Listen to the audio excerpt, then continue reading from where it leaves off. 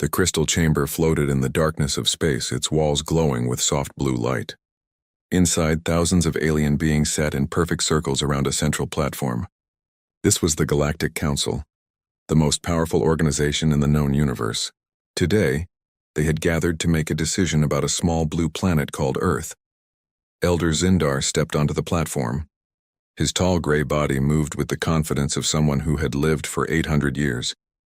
His large black eyes scanned the crowd as he activated the holographic display. A three-dimensional image of Earth appeared above his head, slowly rotating to show its oceans and continents. Council members, Zindar began, his voice echoing through the chamber. We have completed our study of this world. The inhabitants call it Earth. They are a primitive species that has barely learned to leave their own planet. The image changed to show human cities, their buildings reaching toward the sky. Then it showed human vehicles moving on roads and finally, primitive rockets launching into space. As you can see, Zindar continued, these creatures have developed basic technology. They can split atoms and build simple computers. However, they remain trapped on their world. Their fastest ships use chemical fuel and take months to reach their own moon. A member of the council stood up. This was Velthak, commander of the Third Fleet. His species looked like giant insects with 4 arms and compound eyes. Elder Zindar, what threat do they pose to the council? Zindar touched a control and the display changed again. Now it showed humans fighting wars, polluting their oceans and cutting down forests. They are violent and destructive. They fight each other constantly and damage their own planet. If left alone, they will either destroy themselves or eventually develop space travel and spread their violence to other worlds. Then we follow standard protocol, said another council member. Pacification and integration on Earth. Hana Kim sat in front of her computer screen at the radio telescope facility in South Korea. She had been working the night shift for 3 years, listening to signals from space. Most nights she heard nothing but the background noise of the universe. Tonight was different. Her equipment had detected something strange. The signals were too organized to be natural, but they didn't match any known human transmissions. She adjusted her equipment and listened more carefully. The patterns were complex, almost like a language. Hana grabbed her phone and called her friend Jinsu Park, who worked for the military's Space Defense Initiative. Even though it was 3 a.m, Jinsu answered on the second ring. Hana? What's wrong? I'm picking up something weird, she said, her eyes still focused on her computer screen. These signals aren't from Earth and they're definitely not natural. Are you sure? I've been doing this for years, Jinsu. This is artificial. Someone out there is talking. Meanwhile, in her laboratory across the city, Minji Lee was having her own breakthrough. She had been working on an experimental engine design that used quantum mechanics to bend space. According to most scientists, her ideas were impossible. Tonight, her latest test had created something that shouldn't exist, a tiny hole in space itself.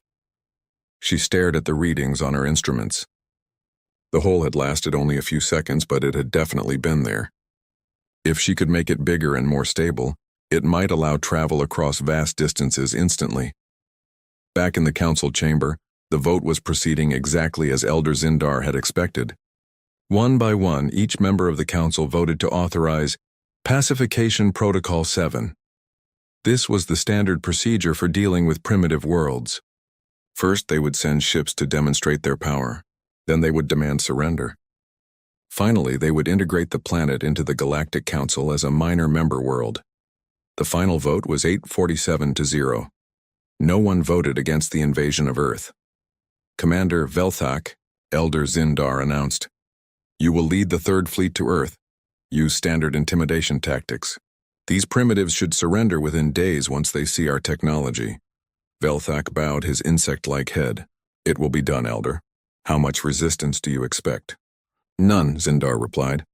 "Their most advanced weapons are nuclear missiles that move slower than our supply ships.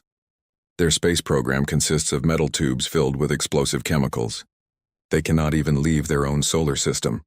The council members began to leave the chamber, already thinking about other matters. The conquest of Earth was just routine business, no different from the hundreds of other primitive worlds they had integrated over the centuries. But Hana Kim was still at her telescope, and she was learning more about the signals every minute. She had managed to identify patterns that repeated. Some signals seemed to be coordinates, others looked like technical specifications. She was beginning to think these weren't just random transmissions. Someone was organizing something big. She called Jinsu again. "You need to get down here. I think someone is planning to visit us." "What do you mean?" "These signals include star charts and what look like ship movements. Either someone is planning a very long trip, or they're already on their way." Jinsu knew Hana well enough to trust her judgment. "I'll be there in an hour.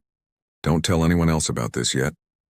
As Jinsu drove through the empty streets toward the telescope facility, he thought about the implications. If Hana was right, humanity was about to make first contact with an alien civilization, but something about her tone suggested this might not be a friendly visit. At the same time, 3 days' travel from Earth, Commander Velthak's fleet was already moving. The third fleet consisted of 200 ships, each one larger than anything humans had ever built. Their hulls were made of materials stronger than any Earth metal, and their weapons could destroy cities from orbit. Velthak reviewed the battle plan as his ships approached the solar system. First, they would position themselves around Earth to show their power. Then they would broadcast a surrender demand in the local language. The humans would see that resistance was impossible and give up immediately. He expected the entire operation to be finished within a week. But as his ships entered the outer edge of the solar system, Velthak's sensors detected something unexpected. The space around Earth wasn't empty. There were objects moving between the planets, too large to be natural asteroids but too small to be planets. "Scan those objects," he ordered his science officer. "Sir, they appear to be artificial structures, but according to our intelligence, this species cannot build anything in space larger than small stations." Velthak looked at the data again.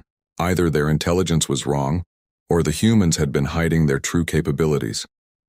On Earth, Hana had just made another discovery. The alien signals had stopped. The space around her planet had gone completely quiet. "They're here," she told Jinsu. The invasion of Earth was about to begin. Commander Velthak stared at the display screen showing Earth's solar system. His compound eyes could process multiple images at once, but what he was seeing didn't make sense. The space between Earth and its moon was filled with structures that shouldn't exist. Science Officer Kralvin, "Explain these readings," Velthak commanded. The smaller alien checked his instruments again. "Sir, I'm detecting at least 40 large structures in Earth's orbit. They're made of metal and appear to be operational. But our intelligence report said this species could barely reach their own moon." Velthak felt the first touch of doubt. In 300 years of conquest, primitive species had never surprised him. They always followed the same pattern: crude rockets, basic weapons, and complete helplessness when faced with Galactic Council technology. On Earth, Hana Kim was working faster than she ever had in her life. Her radio telescope was now connected to a network of similar devices around the planet. She had contacted colleagues in 12 countries, and they were all seeing the same thing. Ships were appearing at the edge of the solar system. "Jinsu, you need to see this," she called to her friend, who was standing behind her watching the data scroll across her screen. Jinsu Park looked at the numbers. As a military strategist, he understood what they meant. "How many ships?" "At least 200. Maybe more. They're big, Jinsu. Really big." Jinsu pulled out his secure phone and made a call. "General, this is Major Park. We have a situation." "I need to speak with Admiral Kang immediately." While Jinsu made his call, Hana continued to monitor the alien fleet. The ships were moving slowly, taking positions around Earth. It looked like they were surrounding the planet. But Hana noticed something else. The ships were following predictable paths, as if they were following some kind of standard procedure. She began to record everything, looking for patterns. 20 minutes later, Jinsu returned. "The Admiral is on his way. He's bringing some people you need to meet." "What kind of people?" "The kind who have been expecting this day for a long time." Across the city, Minji Lee was still in her laboratory, unaware of what was happening in space above her. She had spent the entire night working on her quantum engine, trying to understand what had happened during her test. The brief hole in space had given her new ideas about how reality worked. She was so focused on her calculations that she almost missed the emergency broadcast that appeared on every screen in the building. The government was asking all scientists to report to emergency stations. Something about a national security situation. Minji grabbed her research notes and headed for the door. As she drove toward the government facility, she wondered if her quantum experiment had somehow caused a problem. But when she arrived, she found scientists from every field being brought together. Admiral Kang was a small, quiet man who had spent 40 years in the space program. When Hana met him, she was surprised by how calm he seemed. "Ms. Kim," he said, "show me what you found." Hana displayed her data on the main screen. 212 ships, all positioning themselves around Earth. They're using formation patterns that suggest military organization. Admiral Kang nodded. "They're following Pacification Protocol 7. How do you know that?" The Admiral looked at Jinsu, who nodded. "Ms. Kim, what I'm about to tell you is classified at the highest level. We've known about the Galactic Council for 30 years. Hana felt her world shift. "What?" "In 1995, we intercepted our first alien transmission. Since then, we've been monitoring their communications and learning their languages. We know about their government, their military, and their standard procedures for dealing with primitive worlds." Minji Lee arrived at the facility just as Admiral Kang was explaining the situation to Hana. When she heard about alien ships surrounding Earth, her first thought was about her quantum engine experiment. "Admiral," she interrupted, "I think I might have something that can help." Everyone turned to look at the young physicist. Admiral Kang had heard about her work but hadn't expected to meet her today. "What do you have, Dr. Lee?" "I've been working on quantum space manipulation. Last night I created a stable micro-wormhole. If I can scale up the technology, we might be able to do things these aliens don't expect." Above Earth, Commander Velthak was preparing to begin standard intimidation procedures. His fleet was in position, and his communications officer was ready to broadcast the surrender demand. "Begin transmission," Velthak ordered. The message went out in what the aliens believed was Earth's primary language. It was a simple demand: surrender immediately or face destruction. The transmission included visual displays of the alien fleet's weapons to show Earth's helplessness. But instead of panic or immediate surrender, something unexpected happened. Hana Kim's radio telescope network picked up the alien transmission and began analyzing it immediately. Within minutes, she had identified the language structure. It was similar to other alien communications she had been studying for hours. More surprising to the aliens, Earth responded. The response came not from governments or military leaders, but from a radio telescope facility in South Korea. The message was transmitted in perfect galactic standard, the language used by the Council for official communications. "Greetings to the Galactic Council fleet," the message began. "This is Dr. Hana Kim speaking for Earth. We have been monitoring your approach for the past 18 hours. We have also been studying your communications protocols for several years. We are aware of Pacification Protocol 7 and your intentions regarding our planet." On the command ship, Velthak's communication officer stared at his equipment. "Sir, this is impossible. They're using perfect galactic standard. Our intelligence said they didn't know we existed." The Earth transmission continued. "We understand that you believe Earth to be a primitive world suitable for integration into your council. We respectfully disagree with this assessment. We suggest a different approach." Velthak felt something he hadn't experienced in centuries: confusion. Primitive worlds didn't respond to intimidation with diplomatic messages in perfect galactic standard. "How long have they been monitoring our communications?" he asked his intelligence officer. "Unknown, sir. According to our data, they should not have been capable of detecting our transmissions at all." Hana Kim continued her transmission. "We propose a meeting to discuss the terms of contact between our species. We have representatives prepared to negotiate.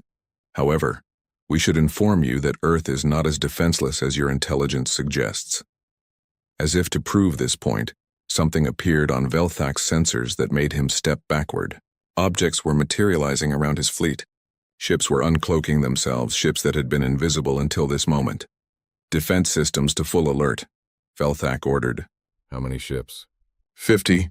No, 70. Sir, they're still appearing. Over 100 ships now.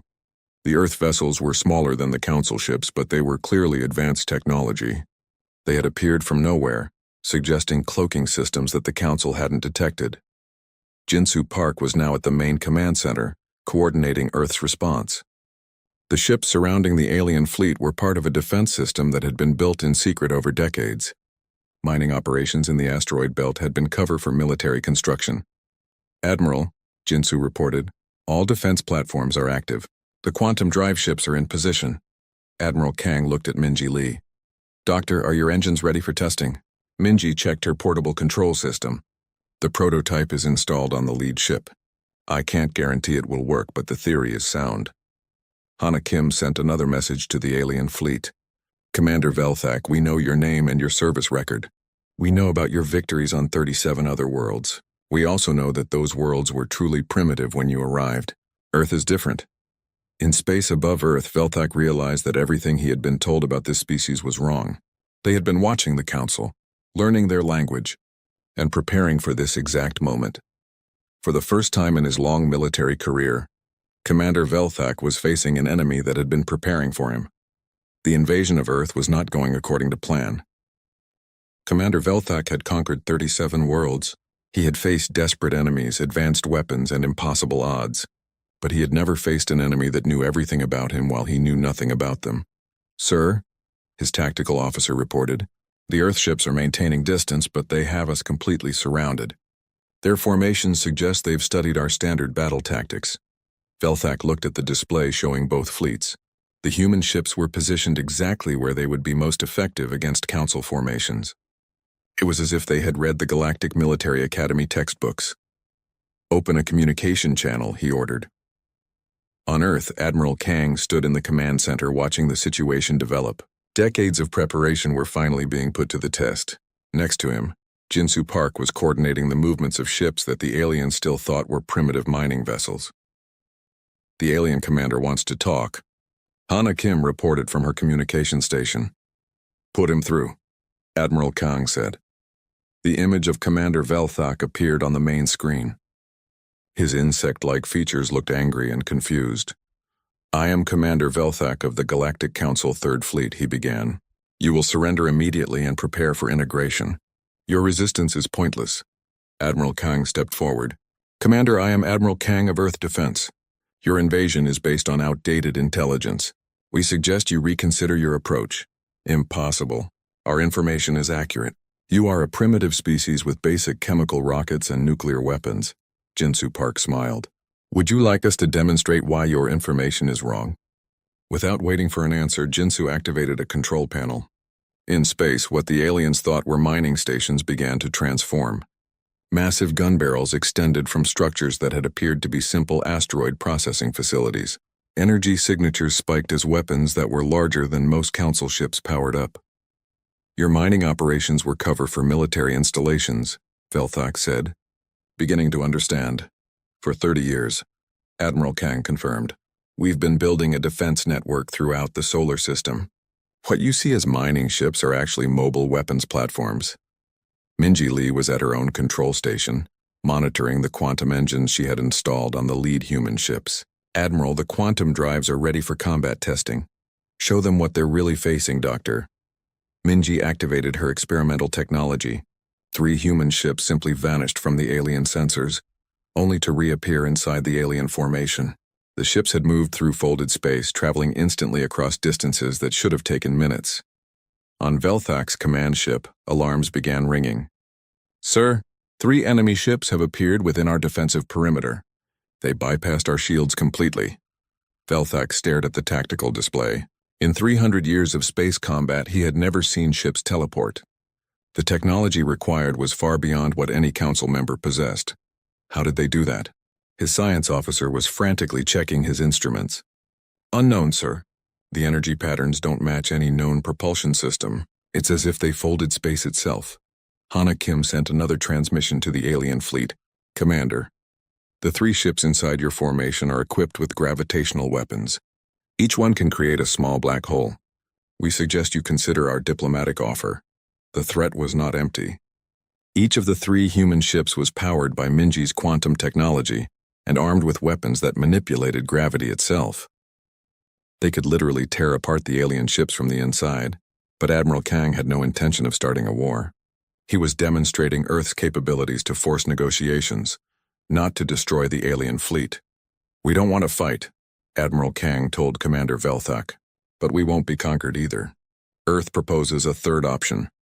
Velthak was beginning to realize that his standard invasion tactics were useless. The humans had superior technology, better intelligence, and they knew his every move before he made it. What do you propose? A meeting. Your ships remain where they are. Our ships do the same. We send representatives to neutral ground and discuss terms. Jinsu Park added, Commander, we know about the 43 other worlds you've conquered using Pacification Protocol 7. We've studied the after-action reports from each battle. We know your ship capabilities, your standard formations, and your preferred tactics. This doesn't have to become a fight you cannot win. The insult was perfectly delivered. Velthak was a proud military officer, but he was not stupid. His fleet was surrounded by enemies who knew his every weakness while he knew none of theirs. But there was still his pride as a council officer to consider. The Galactic Council does not negotiate with primitive species. Minji Lee chose that moment to demonstrate another capability. She activated a quantum field around one of the alien ships. The ship didn't disappear or explode. Instead, it simply stopped existing in normal space. It was still there, but it existed in a different dimension where the alien crew could see everything but touch nothing. Your ship will be returned to normal space in 60 seconds, Minji announced. Consider this a demonstration of our dimensional manipulation technology. On the affected alien ship, the crew watched in horror as their weapons passed through enemy ships without effect. They could see their own fleet, but they could not communicate with it or fire their weapons. They were trapped in a bubble between dimensions. Exactly 60 seconds later, the ship returned to normal space, completely unharmed but thoroughly frightened. How many more demonstrations would you like, Commander? Admiral Kang asked politely. Velthak was no longer thinking about conquest. He was thinking about survival. His fleet was hopelessly outmatched by technology that shouldn't exist. The Council will not accept this situation. Then perhaps it's time for the Council to learn something new, Hana Kim said. We've been monitoring your communications for 30 years. We know the Council hasn't faced a real technological challenge in over 1,000 years. Your civilization has become stagnant. She was right, and Velthak knew it. The Council controlled the galaxy because they were advanced compared to primitive worlds, but they hadn't developed new technology in centuries. They relied on their superiority over species that were thousands of years behind them. Earth was different. Humanity had developed faster than light travel independently. They had created weapons and defenses that were beyond Council understanding. Most importantly, they had done it all while pretending to be primitive. What do you want? Velthak asked. Recognition, Admiral Kang said. A seat on the Galactic Council. Treatment as equals rather than subjects. The Council has procedures for conquering primitive worlds, Jinsu Park interrupted. What procedures do they have for dealing with a species that's more advanced than they are? Velthak had no answer. In all of galactic history, the Council had never encountered a situation like this. Minji Lee was monitoring her quantum engines and making calculations. Admiral, I'm reading massive power signatures from the edge of the solar system. More ships are coming. The reinforcements weren't human. The Council was sending additional fleets to deal with what they still thought was a primitive uprising. How many ships? Admiral Kang asked. At least 500? They'll arrive within 6 hours. Velthak checked his own sensors and confirmed the report. You cannot fight the entire Council Navy. Admiral Kang looked at his staff and smiled. Commander, you still don't understand. We're not planning to fight them. We're planning to convince them. How? Jinsu Park activated another control. Throughout the solar system, thousands of hidden platforms revealed themselves. The space between Earth and Jupiter was filled with defensive installations that had been disguised as natural objects for decades. We're going to show the Council what humans can do when we put our minds to it, Admiral Kang said. The real demonstration was about to begin. The emergency session of the Galactic Council was the largest gathering in 500 years. Elder Zindar stood at the center of the crystal chamber, but his usual confidence was gone. Reports from Commander Velthak had reached the Council 3 hours ago, and nobody could believe what they were hearing. You're telling us, said Council Member Draktar, that a primitive species defeated the Third Fleet without firing a shot? They didn't defeat us, Elder Zindar said, trying to maintain some dignity. Commander Velthak is negotiating a strategic withdrawal. The humans surrounded his entire fleet and demonstrated technology we don't possess, another council member said. That sounds like defeat to me. The council chamber filled with angry voices. For the first time in 1,000 years, a galactic council fleet had been stopped by the species they were trying to conquer. Worse, the humans had done it easily. Above Earth, Commander Velthak was learning more disturbing facts about his enemies. The human ships were not just advanced. They were using technology that violated everything the Council knew about physics. "Sir," his science officer reported, "I've analyzed their quantum engines. They're manipulating space-time itself. The mathematics shouldn't work, but somehow it does." Velthak looked at the readings. The human ships could appear anywhere instantly, phase between dimensions, and create gravitational fields strong enough to tear apart planets. It was technology that was centuries beyond anything the Council possessed. On Earth, Hana Kim was preparing for the most important conversation in human history. The Council had agreed to direct communication with Earth's representatives. For the first time, humans would speak directly to the galaxy's most powerful government. "Are you ready?" Admiral Kang asked her. Hana nodded. She had spent years studying alien languages and cultures. Now she would use that knowledge to save her planet. The communication channel opened and Elder Zindar's image appeared on the screen. His tall gray form looked imposing, but Hana could see fear in his large black eyes. "I am Elder Zindar of the Galactic Council," he began. "You will explain how your species acquired advanced technology." "Good afternoon, Elder Zindar," Hana replied politely. "I am Dr. Hana Kim representing Earth. We developed our technology the same way every species does, through research, experimentation, and a lot of hard work." "Impossible. Our intelligence shows your species discovered space travel only decades ago," Hana smiled. "Your intelligence is based on what we wanted you to see. We've been aware of galactic civilization for 30 years. We've been monitoring your communications, studying your technology, and learning about your government." The council chamber fell silent. The humans had been watching them for decades without being detected. "How?" Elder Zindar demanded. "You sent probe ships to our solar system every few years," Hana explained. "We captured several of them and reverse-engineered your technology. But we didn't stop there. We improved it." Minji Lee stepped forward to join the conversation. "Elder Zindar, I'm Dr. Minji Lee. I lead our quantum research division. Your probe ships used basic faster-than-light drives. We studied them and developed something better. What you call quantum manipulation is impossible," Elder Zindar said. "Only if you limit yourself to three-dimensional thinking," Minji replied. "We learned to work in 11 dimensions.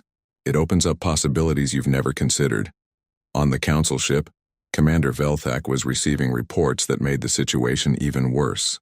His scanners were detecting thousands of hidden installations throughout Earth's solar system. The humans had been building defenses for decades while pretending to be primitive. "How many defensive platforms?" he asked his tactical officer. "Over 3,000, sir. They're disguised as asteroids, comets, and space debris. The entire solar system is a fortress." Meanwhile, Jinsu Park was coordinating Earth's response to the incoming council reinforcements. 500 ships were approaching the solar system, expecting to face a primitive species with basic weapons. "Minji, are the dimensional shields ready?" he asked. "All installations are equipped with phase generators," Minji confirmed. "We can shift the entire defensive network between dimensions if necessary." Admiral Kang was thinking about the bigger picture. Earth had surprised one council fleet, but defeating 500 ships would require a different approach. "Dr. Kim," he said to Hana, "tell the council about our exploration program." Hana turned back to the communication screen. "Elder Zindar, we should mention that Earth has not been idle during these 30 years. We've been exploring the galaxy." "What do you mean?" "We've visited 47 star systems using our quantum drives. We've made contact with 17 species that are not members of your council. Some of them are quite interested in alternatives to council membership." This was the information that truly frightened Elder Zindar. The council maintained control of the galaxy by being the only organization capable of interstellar travel and communication. If humans could travel instantly between star systems, they could offer the same services to other species. "You're threatening council authority," Elder Zindar said. "We're offering choice," Admiral Kang replied. "The galaxy is big enough for more than one interstellar organization." In the council chamber, panic was beginning to spread. Council member Velkaran stood up to address Elder Zindar. "This species represents a fundamental threat to council supremacy. They must be destroyed immediately." But Elder Zindar was looking at tactical reports from the approaching reinforcement fleet. The human defensive installations weren't just numerous, they were mobile. The asteroid belt was moving to form a defensive wall around Earth. "How are they moving asteroids?" he asked Commander Velthak. "Gravitational manipulation, sir. They can control gravity itself. They're turning the entire solar system into a weapon." The approaching Council reinforcements found themselves facing an impossible situation. The space around Earth was filled with defensive platforms that could appear and disappear at will. Asteroids the size of cities were moving into defensive positions. Most disturbing of all, human ships were simply appearing inside the Council formations without warning. Fleet Admiral Korth, commanding the reinforcements, had never seen anything like it. How many ships do they have? "Unknown, sir. They keep appearing from nowhere. Our sensors show 50 ships, then 100, then 200. They're either teleporting or they have cloaking technology beyond our understanding." On Earth, Minji Lee was demonstrating another capability to the Council. She activated a quantum field around one of the approaching Council ships and transported it instantly to Earth orbit. "Your ship is unharmed," she told Fleet Admiral Korth over the communication channel. "We brought it here to make a point. We can move your ships anywhere we want, anytime we want." The transported ship found itself surrounded by human vessels, completely cut off from its fleet. The crew was unharmed but thoroughly frightened.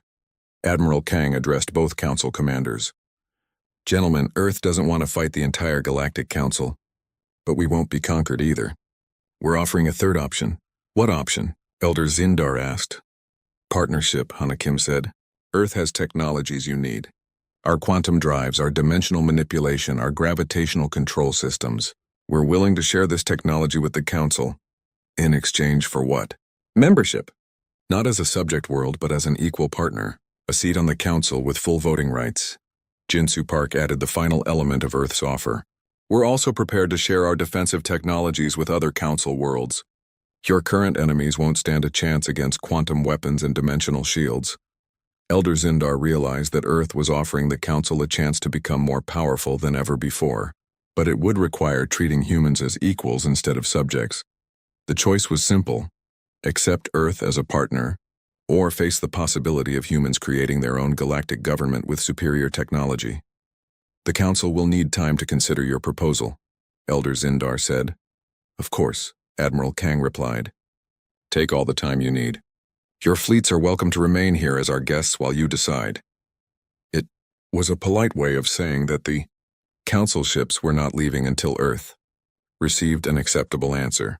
The galaxy's balance of power had shifted in a single day, and everyone knew it.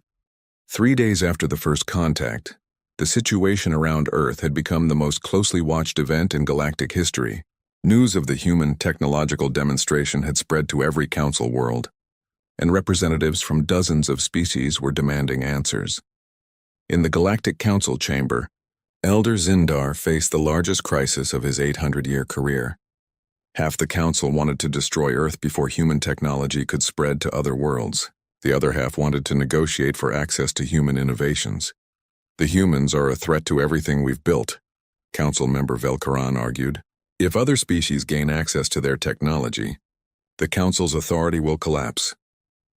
"If we don't gain access to their technology," replied Council member Draktar, "the Council will become irrelevant anyway. These humans can travel anywhere instantly and communicate across the galaxy without delay. They're already offering alternatives to Council membership." Elder Zindar looked at the reports coming from Earth's solar system. The human defenses had grown stronger every day. More installations were appearing, and human ships were now patrolling other star systems, making contact with non-Council species. Above Earth, Admiral Kang was preparing for the next phase of humanity's introduction to galactic politics.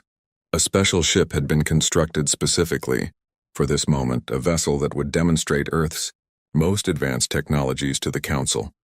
"The Taguki is ready for departure," Jinsu Park reported. "All systems are functioning perfectly." The Taguki was humanity's masterpiece. It incorporated every breakthrough they had achieved over 30 years of secret research. Quantum drives, dimensional manipulation, gravitational control, and several technologies that were still experimental. "Dr. Lee, are you ready to take our demonstration to the Council?" Admiral Kang asked. Minji Lee nodded from her position at the ship's quantum control station. The dimensional phase drive is calibrated for the journey to the council chambers. We can reach them in less than an hour. Hana Kim was also aboard the Taiguchi, prepared to serve as Earth's primary diplomat. She had spent 3 days studying additional council communications and learning about the political situation in galactic government. "Admiral," she said, "I've identified several council members who might support our proposal. The key is demonstrating that partnership with Earth benefits everyone, not just humans." The Taiguchi departed Earth using technology that amazed even the watching council fleets. The ship didn't accelerate gradually like normal spacecraft. Instead, it simply folded space around itself and stepped sideways through 11 dimensions, emerging near the council chambers 400 light-years away. The journey, that should have taken months in a council ship, was completed in 37 minutes. When the Taiguchi appeared near the council chambers, every sensor in the area detected its arrival. The ship was unlike anything in the council database. Its hull seemed to shift between solid metal and transparent energy, and it registered on sensors in ways that suggested it existed in multiple dimensions simultaneously. Council Station Control. "This is the Earth ship Taiguchi requesting permission to dock," Hana Kim transmitted in perfect galactic standard. The Council Station's docking master was speechless. No ship had ever approached the council chambers without permission, and none had ever arrived from such a distance so quickly. Elder Zindar himself authorized the docking. He needed to see this human technology up close. When the airlock opened, Admiral Kang stepped out first, followed by Hana Kim, Jinsu Park, and Minji Lee. They were the first humans to set foot on a galactic council station, and they carried themselves with the confidence of equals rather than the deference of subjects. "Elder Zindar," Admiral Kang said, bowing slightly in the traditional council greeting. "Thank you for agreeing to meet with us." Elder Zindar studied the humans carefully. They looked fragile compared to most galactic species, but their technology suggested they were anything but weak. "Your ship," he said. "It uses principles we don't understand." Minji Lee stepped forward. "Elder, your species has controlled the galaxy for 1,000 years using the same basic technologies. You haven't needed to innovate because you haven't faced real challenges. Earth developed differently. How differently? We've always faced challenges," Jinsu Park explained. "Limited resources, hostile environments, constant conflicts. These pressures forced us to find creative solutions to impossible problems." Hana Kim activated a portable display that showed human technological development over the past century. "Elder Zindar, in 100 years, humans went from horse-drawn carts to quantum space manipulation. Most species take thousands of years to achieve similar advances. Why? Because we had to," Admiral Kang said simply. "Human civilization developed on a world where survival required constant innovation. We learned to adapt quickly or die." Elder Zindar was beginning to understand. The Council controlled species that had developed on easy worlds with abundant resources. They had never faced the pressures that forced rapid technological advancement. "What are you proposing?" Minji Lee activated another control, and the Taiguchi became visible through the station's viewing ports. The ship began to demonstrate its capabilities, shifting between dimensions, manipulating local gravity, and creating small wormholes in space. "We're proposing that Earth join the Council as a full member," Hana Kim said. "In exchange, we'll share our technologies and help solve problems that have stumped the Council for centuries." "Such as?" Jinsu Park smiled. "The Zirian Rebellion in the Outer Rim. They've been fighting Council forces for 50 years because your ships can't reach their hidden bases. Our quantum drives could end that conflict in days." "The plague affecting the Altarian colonies," Minji Lee added. "Your medical technology can't cure it because it exists partially in another dimension. Our dimensional manipulation could isolate and destroy the disease." "The resource shortages in the Vega sector," Admiral Kang continued. "Your transport ships take months to deliver supplies. Our quantum drives could deliver resources instantly." Elder Zindar realized that the humans weren't just offering to share technology. They were offering to solve every major problem the Council faced. "And in return, we want the galaxy to know that there are alternatives to conquest," Hana Kim said. "The Council has maintained power by being the only option for space travel and communication. We're offering choice. You're threatening our authority." "We're offering to enhance it," Admiral Kang corrected. "A Council equipped with human technology would be more powerful than ever. but it would also be more just. Minji Lee demonstrated another capability. She activated a quantum field that allowed her to communicate instantly with Earth, 400 light-years away. The conversation was in real time with no delay. Elder Zindar, I'm speaking with Dr. Park on Earth right now. She's reporting that 17 non-council species have requested meetings with human representatives. They want to learn about alternatives to council membership. The threat was clear. Earth could create its own galactic organization if the council refused to negotiate. What guarantee do we have that humans won't eventually challenge council authority? Because we don't want to rule the galaxy, Admiral Kang said. We want to improve it. Human culture values cooperation over domination. We're offering partnership, not conquest. Jinsu Park added the final element of Earth's proposal. Elder Zindar, we know about the external threats the Council faces. The machine intelligences beyond the galactic rim, the hostile dimensions that sometimes break through into normal space, the ancient weapons platforms that activate randomly. Our technology could help the Council deal with these challenges. Elder Zindar had not expected the humans to know about the Council's deepest secrets. The external threats were classified information known only to the highest levels of government. How do you know about those threats? We've encountered some of them ourselves, Hana Kim said. Earth isn't the only world humans have visited. We've been exploring dangerous regions of space that Council ships avoid. And we've learned how to fight things that exist outside normal reality, Minji Lee said. Our dimensional technology works against enemies that phase between universes. For the first time in the conversation, Elder Zindar looked hopeful. The Council had struggled with external threats for centuries, always forced to retreat or evacuate worlds when faced with truly alien dangers. You can fight the phase entities? We can do more than fight them, Admiral Kang said. We can prevent them from entering our dimension in the first place. Elder Zindar realized that Earth wasn't just offering to join the Council.